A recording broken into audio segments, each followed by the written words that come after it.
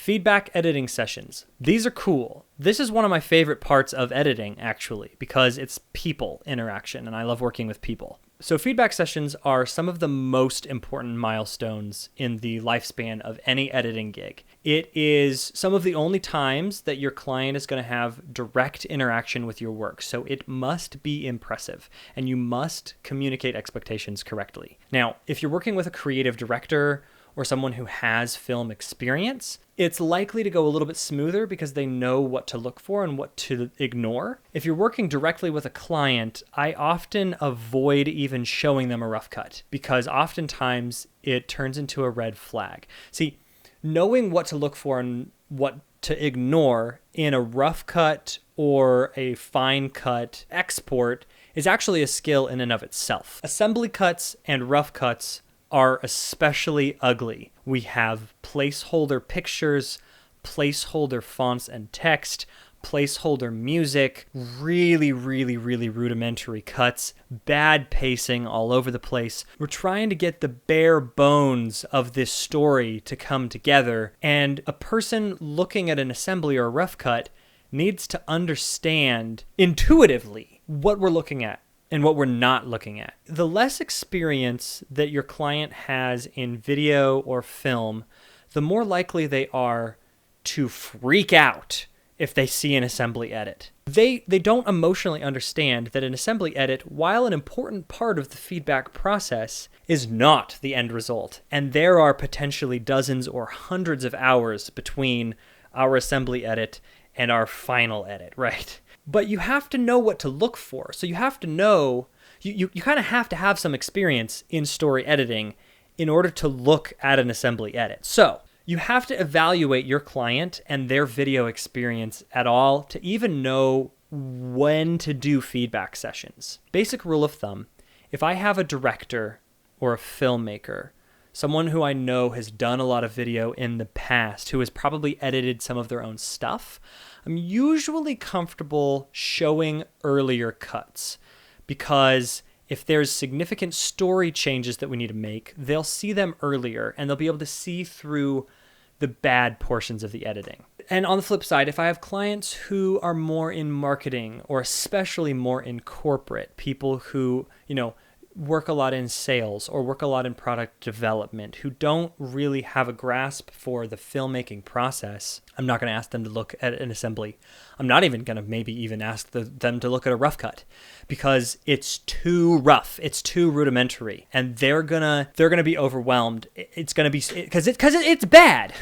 The edit in those early forms is a bad cut, and we all know it. It's just that as we get better at editing, we have an eye for knowing the big things that we're changing. So it's very bad to show people who don't understand video cuts too early on. They just won't understand. There's a little bit of you just have to kind of get it. And you only want to show clients earlier cuts if they get it. Clients put a lot of money and effort into these videos. It is very important to know when to show it to them and when to not show it to them. And I would say just by default, never show your first 3 passes. You want to get it to a point where you legitimately don't know what else to do and you're getting proud of the pacing. When you feel like it's starting to actually look pretty good, then you can show it to the client. Even if they end up doing tons of restructuring changes, if you've done a lot of extra work on it, you've proven to them that you are capable of doing the work that they want done. More work on your side before you have a feedback session is pretty much always a good thing. When you're ready to have a feedback session, the next thing that you need to do is set expectations. You need to clearly communicate where we're at with the edit and what we're looking at. And sometimes you have to get really granular and specific. You literally just have to explain this to them. What we're looking at here is a rough cut. Everything is very rudimentary. This is a very early cut. The sound and the color and the graphics and even a lot of the cuts and shots that we chose are not the final version. What we're trying to do here is not get nitpicky about the music. What we're trying to do here is look at the overall structure. Look at the way that the story is being presented. Look at the layout of every scene. Or if it's a marketing piece, look at the validity of every sale. Compare it to the way that the numbers are looking since they've changed since we produced the thing. How is this product selling, and what are the most convincing arguments? Do we need to cut anything out? Do we need to rearrange? You basically want to set up for the client or the director, these are the things that we're talking about. This is the feedback that I'm looking for. And this is what I'm not looking for. This is what I have not done. This is not an issue because it's not even part of the equation right now. And weirdly enough, even with people who know the video process, you have to be clear about that so that they understand what they're looking at, so that you empower them to give you the feedback that you need. At that point, it's fun. Feedback sessions also require a little bit of preparation. You want to make sure that you can be as fast as possible in actioning the feedback that they give you. Sometimes you're just going to send them an export, and then you set expectations of what this is, and then they'll send some notes back, and that's fine. But if you're going to do an in-person session, especially when you're a little bit farther on and you're both on the same page about where this is going, you're going to want to be able to action the things that they're telling you to do very, very quickly. This is one of the many reasons why assistant editing is so incredibly important. Because if you have every single angle synchronized, marked, described, and logged, then you can get to any take that you want within seconds. So if the director says, we need a new take of this thing, you can find it immediately, and you can look at all the different takes that are at our disposal. So now it's about two people sitting together and making creative decisions instead of giving a little bit of feedback and then the editor diving in for 20 minutes to change something. You want dynamic, incredibly fast conversation. And that's ideally what a feedback session is. You and the director and whoever else sit down together,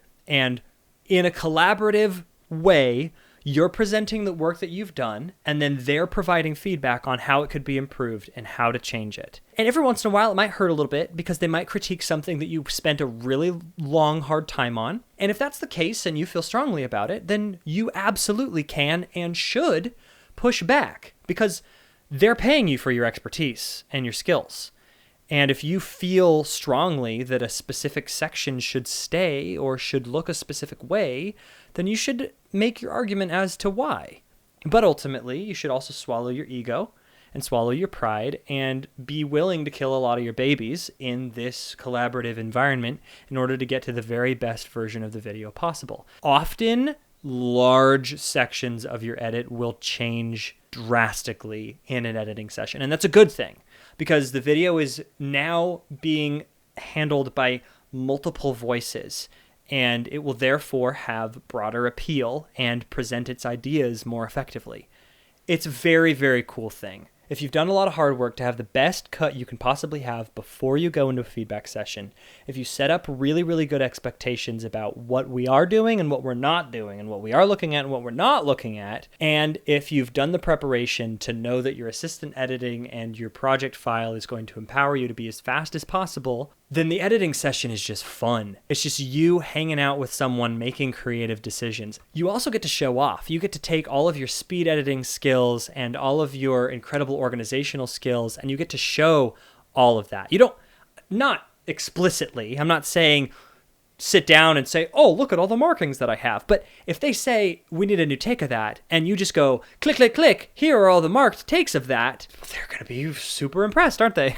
And that's a huge way to stand out and to increase the likelihood that people are going to want to work with you again, because they'll see just how ridiculously fast you are and all the preparation that you've done. So the feedback sessions are partly to make the video as good as they can be, but they are also a really good time to basically show the client just how valuable you are and just how incredible your services have been. You can do anything they want done within a few minutes. You could find the clip within seconds, and then you can throw it into the timeline and rearrange things so quickly. That is major, major, major, major value. Good job.